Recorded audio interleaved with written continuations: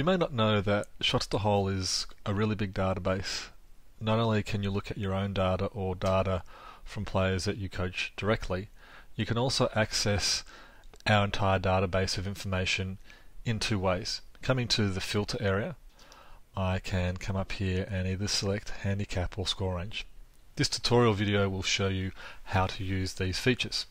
So starting with handicap, you select the handicap range that you're interested in, and you can choose whether you want to have male, female, or mix the people with that handicap. Personally, I think it's much better to do one or the other of male or female, so in this case I'm going to do males. Using the score range, it's quite similar. There are one extra set of information that you need to follow. So firstly, I'm going to pick a score range. I want to see anyone in our database that shoots between 77 and 79. In this case, I'm also looking at males. But this is the key here. If I have everyone's selected, that's anyone that meets that score criteria.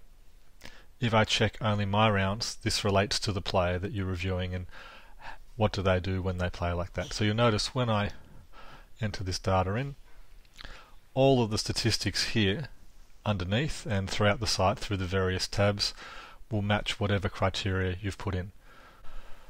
By using these tools, you can really easily bring up all sorts of information. For example, I might come to the putts tabular and I want to see from a score range of 74 to 76 males what's normal in terms of putting performance compared to